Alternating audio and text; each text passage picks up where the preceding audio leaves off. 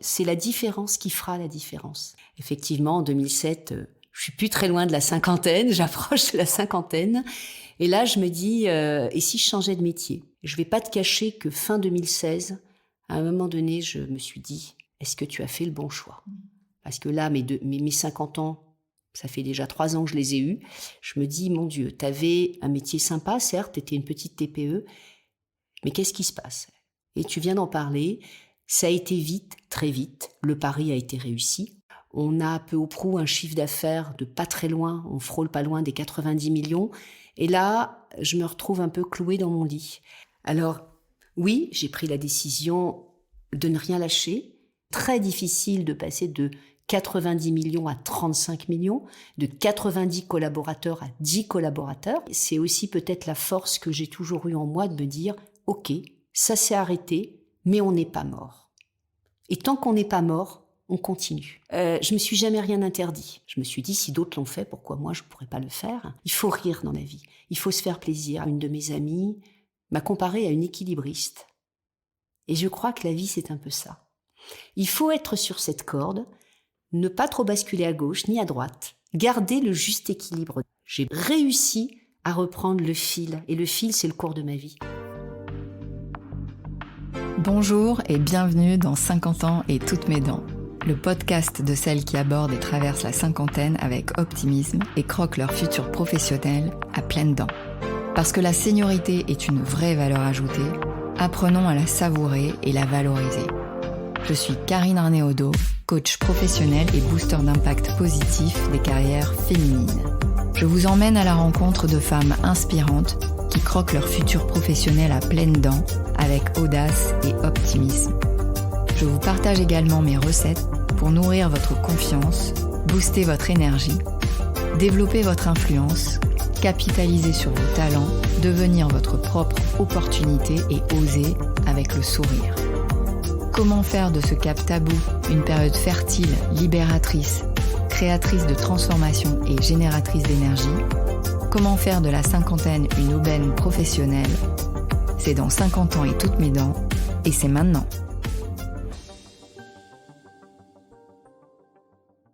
Aujourd'hui, je suis vraiment très excitée à l'idée de vous faire découvrir ma nouvelle invitée, une entrepreneure qui a scalé sa boîte à 50 ans.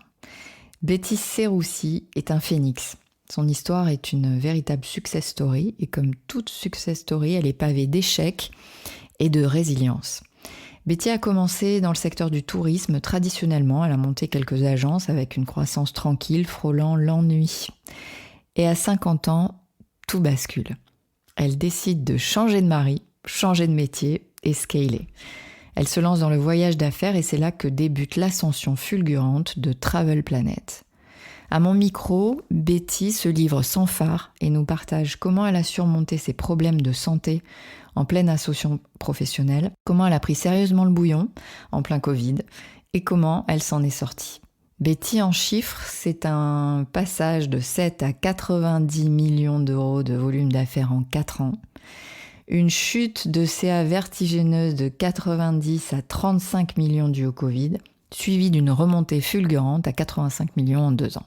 Tout ce qu'elle touche devient de l'or, parce qu'elle ne lâche rien, car comme elle aime à le dire, tant qu'on n'est pas mort, on continue.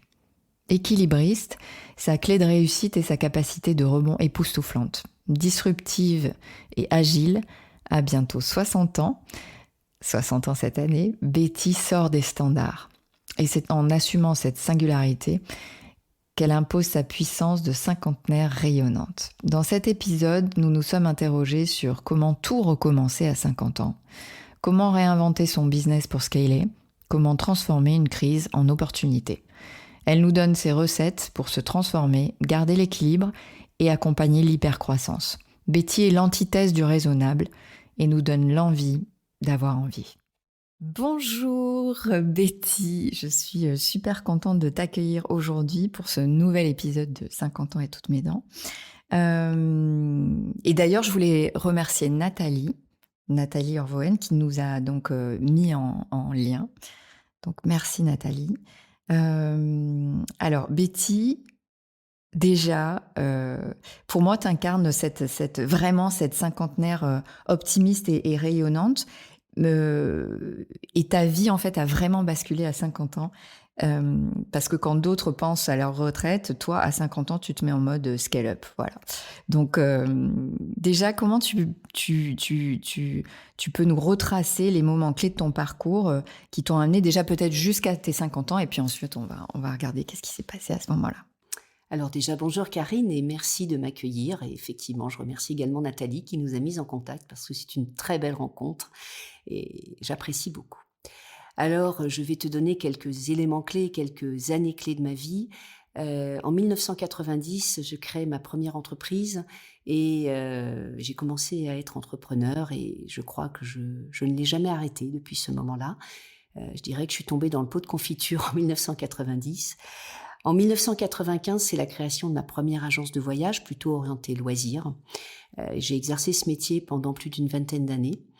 J'ai apprécié ce métier et puis il y a eu un tournant de ma vie en 2007 où beaucoup de choses ont basculé. J'ai changé de vie personnelle. J'ai rencontré un nouveau mari et j'avais envie de changement. Effectivement, en 2007, je suis plus très loin de la cinquantaine, j'approche de la cinquantaine. Et là, je me dis, et si je changeais de métier ?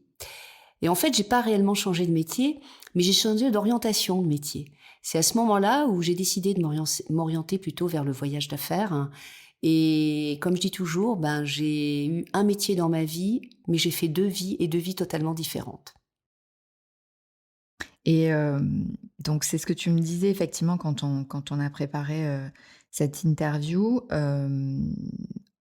À 50 ans, donc, alors juste pour préciser quand même, aujourd'hui tu as 59 ans et tu vas avoir le 1er août 60 ans. Donc à 50 ans, tu commences une nouvelle vie. Tu m'avais dit quand on a préparé l'interview qu'à 40 ans tu t'ennuyais.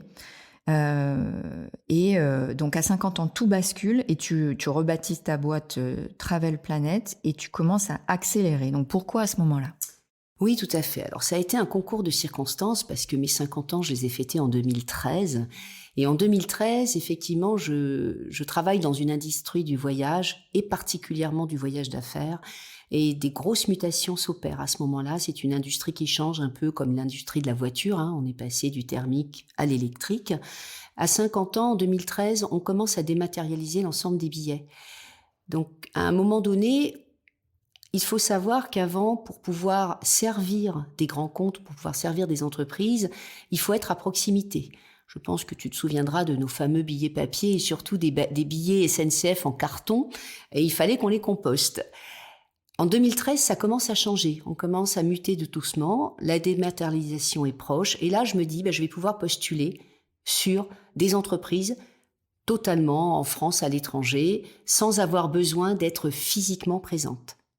Mais là, j'ai 50 ans, déjà. Mon mari, lui, vient de la tech. Moi, je suis dans le pot de confiture du voyage. Alors, qu'est-ce qu'on fait ? On mutualise nos 2 savoir-faire. Et c'est là que naît Travel Planet.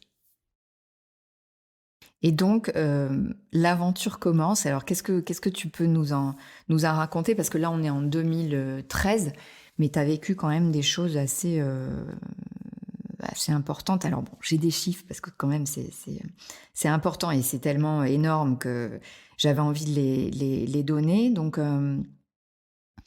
de 2015 à 2019, tu passes de 7... Tu m'arrêtes si je me trompe. De 7 à 90 millions d'euros de volume d'affaires, de 10 à 80 personnes. Et en 2018, tu m'as partagé ça, tu as de sérieuses complications de santé. Donc, qu'est-ce qui se passe pendant tout ce moment clé de ta vie, à la fois avec des changements personnels aussi lourds et physiques qui te préoccupent, et en même temps un business qui est en train de scaler et qui marche du feu de Dieu. Alors oui, pour refaire un peu d'histoire. Donc en 2013 déjà, on décide de s'orienter exclusivement sur le voyage d'affaires. Ça, c'est une décision. Je vends mes agences loisirs et je décide de me concentrer exclusivement sur ce voyage. Mon mari, qui vient d'un autre monde, alors j'ai parlé de la tech, mais il a été également auditeur dans sa vie. Donc il me dit, écoute, on va commencer à faire des appels d'offres. Il faut savoir que tu peux faire des appels d'offres publics, même si tu es microscopique, avec 2 personnes. À l'époque, effectivement, et tes chiffres sont tout à fait exacts, nous sommes 7 dans l'entreprise avec un volume peu ou prou de 7 millions. Tristan, qui a aussi parfois une énergie incroyable, Tristan, mon mari, pardon, qui a une énergie incroyable, je le répète, me dit « Et si on postulait sur un appel d'offres beaucoup plus gros que notre taille ?» Ok, donc on y va. On se dit, de toute façon, même si on ne le gagne pas, qu'est-ce qu'on a à perdre? On va apprendre. Et puis tu l'as compris, on le gagne cet appel d'offres en 2014. Il fait peu ou prou 6 fois la taille de notre entreprise. Alors après avoir, je dirais, bu le champagne, exploser de rire, être aux anges, on se dit, j'habite à Arras, j'ai une agence de voyage, très moderne, mais toute petite, avec 7 personnes, et là, je vais devoir servir un client qui pèse 16 millions d'euros. Tu imagines bien que le grand stress me prend, l'aventure commence certes, il faut en quelques semaines délivrer. Et là, on se dit, ok, petit 1, il faut déménager. On décide de partir à Lille. Petit 2, il faut recruter. Alors là, on commence à recruter à tour de bras. Petit 3, il faut délivrer et il faut surtout mettre en œuvre la proposition qu'on a vendue à notre client. Et là, ça a été assez compliqué. Je reconnais que de 2014 à 2016, c'est très très compliqué. Il faut recruter, il faut délivrer et le chiffre d'affaires est en hypercroissance. Et tu as tout à fait raison pour te donner un chiffre très simple. Et ça a été le plus dur, c'est de passer de 7 à 35 millions en moins de 2 ans. Qu'est-ce qui est compliqué à cet endroit-là? Ce qui est compliqué, c'est que tu dois absolument tout créer. Parce que à un moment donné, c'est le petit passage de la TPE à la PME. Tu as besoin de prioriser, tu as besoin de structurer, mais tu as surtout besoin de servir ton client. Donc à un moment donné, où est le juste équilibre? Où est le bon milieu? Où est le bon dosage? Alors il y a des jours, je savais plus ce que je faisais. Je faisais à la fois des billets, puis après je me dis tiens, là j'ai un entretien pour 3 recrutements, et puis là tiens, il y a un client qui est pas content parce que inévitablement, et toutes les entreprises qui sont en hypercroissance te le diront, à un moment donné, il y a une autre priorité qui vient effacer la priorité du moment. Et ça a été le plus compliqué. Je vais pas te cacher que fin 2016, à un moment donné, je me suis dit avec moi-même, est-ce que tu as fait le bon choix? Parce que là, mes 50 ans, ça fait déjà 3 ans que je les ai eus. Je me dis, mon Dieu, t'avais un métier sympa, certes, t'étais une petite TPE, mais qu'est-ce qui se passe? Et tu viens d'en parler, ça a été vite, très vite. Le pari a été réussi, on a délivré, on a embauché, on a structuré. Ça, on l'a fait. Ça a été peut-être un peu aux dépens de ma santé. Je ne sais pas si c'est ce que j'ai fait qui m'a un peu détruite, si c'est peut-être aussi le climat du Nord. Je vais en parler parce que je suis quelqu'un du Sud à la base, et en tous les cas de mes origines. Et effectivement, ce climat tout le temps gris, tout le temps pluvieux, ça a été compliqué, et je peux en parler puisque j'ai dû me faire opérer en urgence en 2018 des cervicales. Et là, ça a été un moment de ma vie compliqué, vraiment compliqué, parce que je me devais d'être dans l'entreprise. 2018, on est déjà peu ou prou 60 personnes, on a 800 mètres carrés de bureaux, on a peu ou prou un chiffre d'affaires de pas très loin, on frôle pas loin des 90 millions. Et là, je me retrouve un peu clouée dans mon lit. C'est compliqué, j'ai passé quelques mois difficiles. Mais je crois que la Betty malade ne pouvait pas rester dans cet état-là parce qu'il fallait pas que je m'écoute. J'ai aussi la chance d'avoir un mari hyper dynamique qui m'a aidée, qui m'a accompagnée pendant cette période, qui a pris le relais complètement. Et fin 2018, une grande décision. On décide de quitter le Nord. Là, c'est pour la partie santé. Et de reconstruire dans le Sud. Et on se dit, on va se débrouiller, on va faire les voyages, puisqu'on est des gens du voyage à la base, et on va continuer à grandir parce que on pouvait pas laisser cette belle aventure. On pouvait pas la laisser. Et à un moment donné, on a quand même les étoiles qui se sont alignées. Tout s'est bien présenté pour exploser, pour une deuxième partie de vie, comme je te l'ai dit tout à l'heure. Une deuxième vie s'ouvrait à moi, en plus une vie excitante, exaltante. Moi, j'adore apprendre, donc j'ai appris un nouveau métier. Et puis là, je me suis dit, je peux pas en rester là. Et c'est là qu'on décide, fin 2018, de quitter le Nord et de partir vivre dans le sud de la France. Et donc, qu'est-ce qui se passe à ce moment-là? Tu m'en as parlé, il y a quand même... vous partez, mais il y a quand même une partie qui reste. Donc, il y a un entre-deux à mettre en place, notamment avec le télétravail. Et là, on en parlera après, on est avant le Covid, évidemment. Donc, qu'est-ce qui se passe au début quand tu arrives ici, en fait, dans le Alors, Sud? on arrive effectivement fin 2018, début 2019. On commence à prendre nos repères ici et on se dit, légitimement, on a une très belle boîte à Lille. On a peu ou prou 80 collaborateurs. Là, ça tourne, tout va bien, on fait 90 millions. On va quand même pas s'exonérer de tout ça. On s'imagine absolument pas de toute façon ce qui va se passer quelques mois plus tard. Donc on se dit, pas de problème, on va faire une partie en télétravail, nous, les dirigeants, et puis on va faire la moitié de la semaine à Lille et la moitié de la semaine à Cannes. Et là, pas de problème, dans notre tête, c'est très très carré. On est, si ma mémoire est bonne, du mercredi au vendredi à Lille, et on se passe le week-end sur la côte et on repart le mardi soir. Et tout va bien, tout se passe très bien, un peu de fatigue, mais ça se passe plutôt pas mal, jusqu'au mois de mars 2020. Et là, donc, effectivement, arrivée du Covid avec, évidemment, vu que tu es dans le voyage, un impact hyper fort sur ton business, puisque tu redescends à 35 millions avec des coupes sévères aussi dans les effectifs.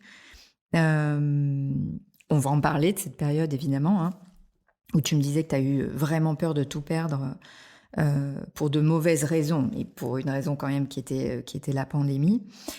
Et tu arrives à remonter et à atteindre 85 millions avec une équipe de seulement 15 personnes sorties de Covid. Donc moi, j'ai une vraie question. Quelles sont les qualités auxquelles tu fais appel chez toi ou dans ton entourage pour faire face à de tels challenges, arriver à tenir déjà et arriver à repartir? Oui, alors je vais te reparler un peu de la période Covid, qui a été quand même une période extrêmement difficile pour nous. Et je dis bien pour nous parce que moi je suis quelqu'un qui a beaucoup d'ambition, quelqu'un qui est toujours hyperactive. Donc 2020, le 15 mars 2020, je sais que tout va s'arrêter, je sais qu'on va devoir être... Alors en plus, personne ne sait ce qui va se passer. Au début, on se dit ça va durer quelques semaines. Mais dans le doute, il faut faire un choix. Tu te souviens, on est un peu à Lille, un peu dans le sud, donc on décide. Et puis tu m'as dit quelque chose, tu m'as dit que tu étais une inquiète, donc ça te permet d'anticiper. Absolument. Et là, je me dis, déjà on se pose la question avec Tristan, on se dit, que fait-on? Bon, ok, on va rester à la maison dans le sud. On monte à Lille, et puis là, je réunis l'ensemble des collaborateurs sans savoir trop ce qui va se passer, la peur de l'inconnu, la peur de ne pas savoir, et la peur de se dire, je ne suis plus aux commandes, je ne maîtrise plus. Il y a des choses compliquées pour un entrepreneur, c'est de ne plus maîtriser, de ne plus être aux commandes. Mais bon, tout s'arrête. 16 mars, je demande à tout le monde de prendre ses ordinateurs, les fils électriques, les téléphones, enfin tout ce qui peut être pris, de rentrer chez soi. Et je parle d'une journée qui a été une journée cruciale pour moi, c'est la journée du 20 mars 2020, où là, ce jour-là, on a le résultat de notre chiffre d'affaires qui est de moins 1 million. Je dis bien moins 1 million. Et là, je dis à Tristan, il y a forcément une erreur dans les machines, dans les systèmes. Il me dit non, pas du tout. On est bien automatisé, donc tout s'est arrêté. On a dû rembourser l'ensemble des billets de train qu'on avait réservés. Et quand tu te vois avec un chiffre d'affaires d'1 million, tu te poses de grosses questions. Et tu te dis, mais qu'est-ce qui va se passer demain? Alors bien évidemment, il y a une période compliquée, cette période déjà d'enfermement et de télétravail, parce que quoi qu'on en pense, on n'a pas pu, d'abord nous n'étions pas dans les entreprises qui étaient fermées, donc on reste ouvert. Qu'est-ce qu'on fait? Première chose qui me vient à l'esprit, préserver les salariés. Petit 2, préserver la trésorerie de l'entreprise. Une fois qu'on a fait tout ça, on se dit maintenant que fait-on? Alors, on a une idée, on se dit ok, on a un super système qui s'appelle Click and Control, mais comme tu l'imagines, quand c'est un système que tu utilises à titre personnel, tu te dis toujours ok, bon allez ça marche à peu près, mais ça marchera quand même. Et puis là on se dit qu'est-ce qu'on va faire? On se dit on sait pas où on va, on sait pas si on pourra revoyager demain. Je pense que tu n'as pas oublié le start and stop de manière ponctuelle qu'on a connu pendant ces 2 années. Alors on a mis sur le pont toutes nos équipes de développement, qui étaient elles sur Paris. Elles n'ont jamais eu une journée de chômage partiel. Et on a totalement finalisé et abouti l'outil Click and Control. Et moi, dans ma petite tête, je me suis dit, comme ça, si jamais il y a moins de voyages, on pourra toujours essayer de vendre en marque blanche notre outil. Et c'est ce qu'on a fait. C'est ce qu'on a fait pendant ces 2 années, je dirais, de pratiquement arrêt total. Alors, bien évidemment, tu parlais d'un chiffre important. C'est sûr que c'est très difficile de passer de 90 millions à 35 millions, de 90 collaborateurs à 10 collaborateurs. Mais à un moment donné, c'est aussi peut-être la force que j'ai toujours eue en moi de me dire « Ok, ça s'est arrêté, mais on n'est pas mort. » Et tant qu'on n'est pas mort, on continue. Alors, on a eu cette chance aussi, je ne sais pas si on peut appeler ça de la chance, mais c'est qu'on a fait de nombreux appels d'offres pendant cette période de Covid, en tant qu'agence de voyage, mais aussi en tant qu'éditeur de solutions, puisqu'on a abouti notre outil. Et le 1er janvier 2022, on gagne un appel d'offres de la SNCF, et là en tant qu'éditeur, pour proposer en marque blanche leurs offres européennes. Et là, ça a été un renouveau. Alors, c'est pas simple, tu m'as parlé, bien évidemment, on arrive dans le sud, tu te rappelles. On prend la décision de quitter l'île définitivement parce que le post-Covid est très compliqué en télétravail. Et une nouvelle vie, une nouvelle page s'ouvre à nouveau pour Travel Planet à partir du 1er janvier 2022. Et donc, ce que j'entends, c'est déjà cette capacité à te réinventer et vraiment à... Parce que là, tu pourrais très bien, attendre. Enfin, je sais que pendant le Covid... Moi, j'ai différents clients qui avaient différentes stratégies. Il y avait ceux qui attendaient, il y avait ceux qui se repliaient dans leur grotte, et puis il y avait ceux, et je porte aucun jugement là-dessus, et puis il y avait ceux qui essayaient de trouver une opportunité justement dans cette catastrophe. Enfin, on a quand même vécu quelque chose de cataclysmique au niveau économique et au niveau surtout humain. Et toi, tu prends cette option-là, c'est-à-dire très bien. Comment d'un vrai problème je fais une opportunité, comment je transforme ça. Et donc aujourd'hui, tu en es où? Parce qu'on est effectivement en 2022 à l'époque, et donc qu'est-ce qui se passe depuis 2022 en fait? Alors oui, j'ai pris la décision de ne rien lâcher. Je ne m'imaginais pas tout perdre. Je me suis dit, et tu l'imagines bien, dans une carrière d'entrepreneur, il y a des hauts, il y a des bas. On n'en a pas beaucoup parlé, mais j'ai fait du loisir. J'ai quand même subi à une époque tous les problèmes géopolitiques. Et je me suis dit, je m'en suis toujours sortie. Donc, il n'y a pas de raison. Alors, c'est vrai que la situation est plus complexe parce que on se dit là, on est dans une épidémie, une pandémie. Donc, qui sait quel va être vraiment l'impact? Est-ce que demain, les avions pourront revoler? Est-ce qu'on pourra revoyager? Parce que je pense que personne n'a oublié cette histoire de masque non-stop. Nos clients, ils veulent plus, ils en ont marre, les hôtels sont fermés. Je pense que moi, j'ai voyagé à cette époque-là, que personne, en tous les cas, les personnes qui n'ont pas pris l'avion ni pris le train, moi, je me suis vue dans Roissy, toute seule avec mon mari. C'est quand même incroyable d'avoir vécu ça, j'ai pris des photos. Donc c'est vrai qu'à un moment donné, on a peur, mais on y va. Alors c'est sûr que le 1er janvier 2022, on est heureux. On se dit, on gagne un petit client qui s'appelle la SNCF, et on se dit on y va, et là ça nous rebooste, ça nous redonne du courage. Mais là, tu as raison, on prend à ce moment-là nos bureaux sur Sofia. On est 10, parce qu'effectivement, beaucoup de collaborateurs n'ont pas pu suivre, on a dû en licencier également pendant cette période de Covid, et là on se dit qu'est-ce qu'on fait? On recommence, on lève les bras, on retrousse les manches et on recommence. Je ne vais pas te cacher que le premier trimestre 2022 a été dur, voire très dur. Recommencer à refaire du chiffre d'affaires parce que ça reprend vite sur le premier trimestre 2022. Et là, on est un peu perdu. Et moi, je me refais un focus. Ok, Betty, 2014, 2015, tu l'as fait. Donc, tu peux le faire. Alors ouais, j'ai quelques années de plus, tu as raison Karine, mais je me dis tu peux le faire. Alors j'ai toujours mon adrénaline à côté de moi, j'ai mon mentor à côté de moi, mon adrénaline il est là, il me dit on y va, on se bat. Et puis je dois dire aussi que les 10 personnes que j'ai, c'est des personnes exceptionnelles, des personnes que j'aime, que j'adore, qui font partie de ma famille aujourd'hui, qui sont toujours dans l'entreprise et qui nous ont soutenus pendant cette période difficile, c'est-à-dire les 6 premiers mois de 2022. Alors il a fallu reconstruire, il a fallu réembaucher, il a fallu reprioriser. Et on a recommencé. J'ai envie de te dire, tu vois, je dis souvent en ce moment, Travel Planet, c'est pas une hypercroissance, mais 2. Parce que en 2022, j'ai l'impression de revivre un peu différemment, pour d'autres raisons, ce que j'ai vécu entre 2014 et 2017. Et je me dis, on y va. Alors, il a fallu prioriser, structurer, reconstruire et surtout réembaucher. Le chiffre d'affaires, au début, on a un peu peur en 2022 parce qu'on a encore un peu de start and stop. On ne sait pas trop. On parle, je crois, de la 6e vague, 7e vague à l'époque. Remettons-nous un peu en arrière et nous, on se dit avec Tristan, mon Dieu, est-ce que ça va recommencer? Donc, on n'ose pas embaucher trop vite. On se dit, on va pas les licencier dans 3 mois. Ça, c'est pas possible.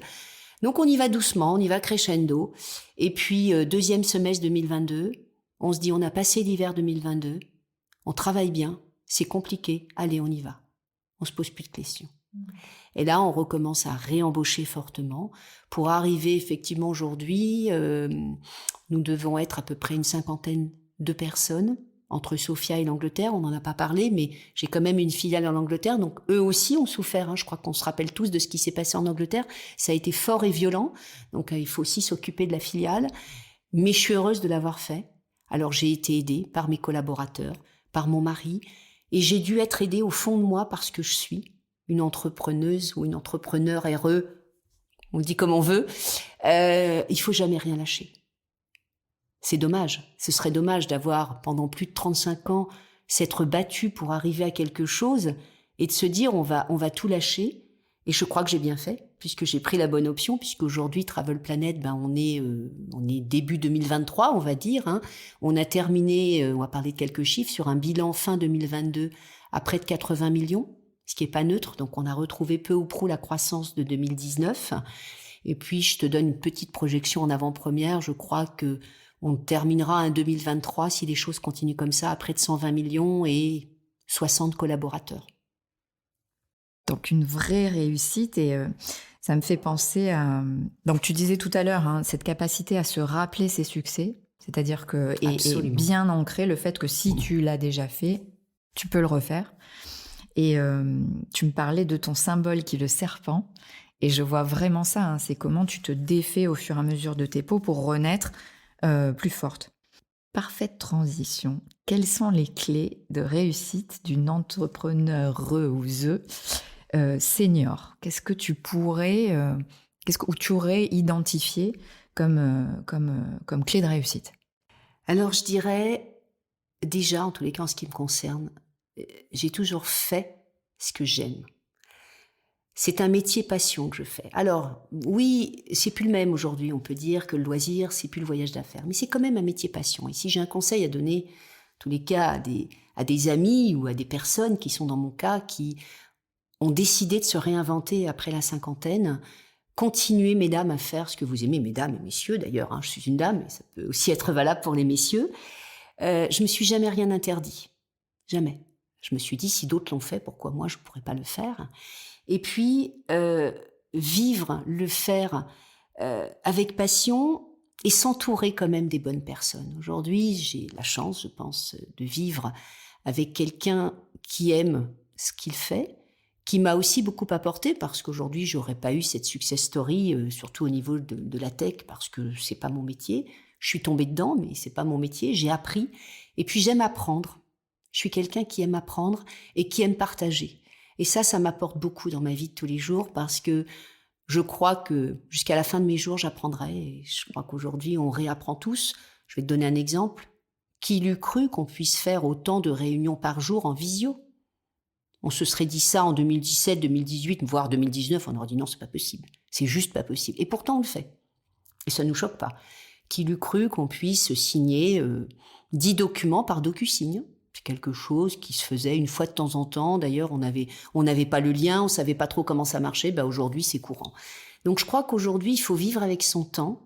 Il faut utiliser les nouvelles technologies, on parle beaucoup d'intelligence artificielle. ChatGPT. Voilà. Et ça, c'est terrible. Parce que l'intelligence artificielle, ça veut tout dire et ça veut rien dire. Alors, je dirais que chez Travel Planet, ou en tous les cas, moi, dans ma vie de tous les jours, je me bats pas contre Internet, je me bats pas contre l'intelligence artificielle. Je l'utilise à bon escient. Mais je n'oublie pas que c'est l'humain qui a programmé cette intelligence artificielle. Alors, oui, du haut de mes 60 ans, dans quelques mois, j'apprends, je me modernise, je vis avec mon temps. Aujourd'hui, mon iPhone est ma deuxième vie, je dirais, parce que je suis jamais sans mon iPhone. Il n'en demeure pas moins qu'il faut pas oublier l'humain. L'humain, c'est extrêmement important. Il y a de belles personnes. Dans l'entreprise, on a une moyenne d'âge aujourd'hui de 36 ans. Ce qui n'est pas super jeune, en fait. Hein. On a des plus jeunes, on a des moins jeunes. Aujourd'hui, Travel Planet, j'ai toujours aimé donner la chance aux gens, aux belles personnes, et surtout aux personnes qui me ressemblent, qui ont envie d'avoir envie. C'est un terme, alors je ne suis pas Johnny Hallyday, mais J'adore cette phrase. C'est quelque chose que j'aime beaucoup. Et puis, il y a une autre phrase que j'aime beaucoup, que j'utilise beaucoup maintenant, c'est la différence qui fera la différence.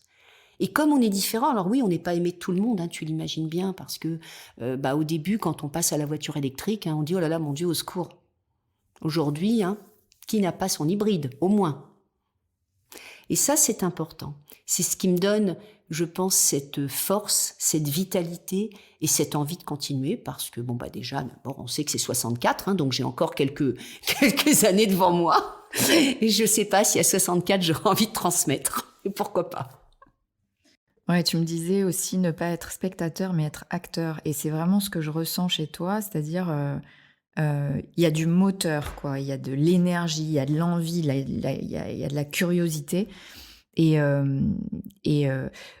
pareil, on disait aussi être l'antithèse du raisonnable, c'est-à-dire pas s'arrêter à ce qu'on nous autorise, mais plutôt s'autoriser à être au-delà de ça et toujours connecté avec le plaisir. Et comme tu le disais aussi, s'entourer des bonnes personnes. Quand je t'ai posé une question de quelles sont les femmes de 50 ans et plus qui t'ont inspiré, tu m'as tout de suite parlé de ta mère et de sa vitalité. Qu'est-ce que tu as envie de nous en dire ? Oui, ma mère a été quelqu'un qui m'a profondément marquée. Alors, au-delà du fait que ce soit ma maman, elle a eu une vie, un parcours un peu chaotique, hein, avec beaucoup de problèmes humains, beaucoup de problèmes personnels.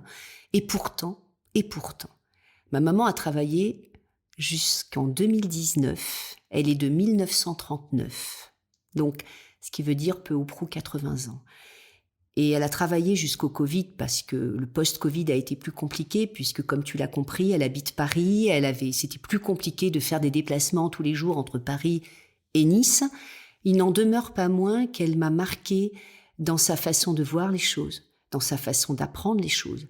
À 80 ans, ma maman, elle avait son ordinateur, son Google, son système, son iPhone à côté d'elle et très très clairement m'appelait. Alors je fais quoi là aujourd'hui ? Qu'est-ce que je facture ? Qu'est-ce que je fais ? 80 ans, je me dis c'est incroyable. Et elle a toujours été mon moteur parce qu'elle a toujours rebondi.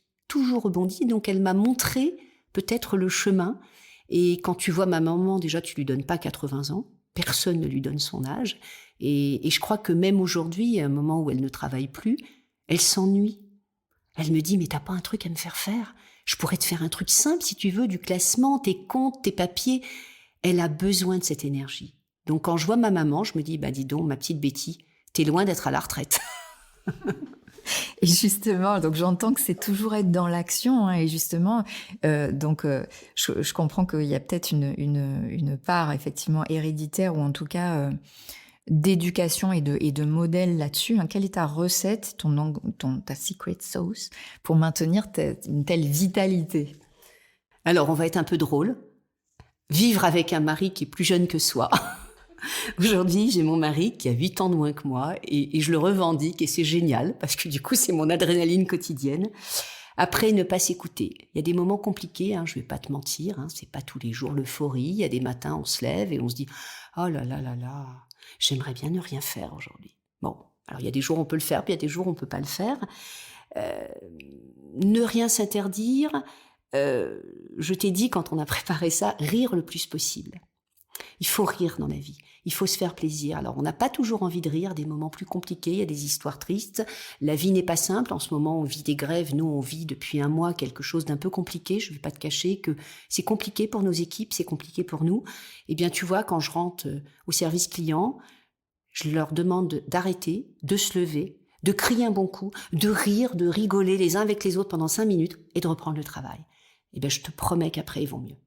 Donc il y a des moments dans la vie où il faut savoir aussi prendre du temps pour soi. Et ça, c'est aussi le moteur de la réussite. Parce que après, on voit plus. On voit plus ce qu'il faut faire. C'est compliqué d'être toujours dans l'action. Alors, je suis dans l'action, mais je m'accorde quand même des moments privilégiés. Quelqu'un m'a dit récemment, une de mes amies, m'a comparé à une équilibriste.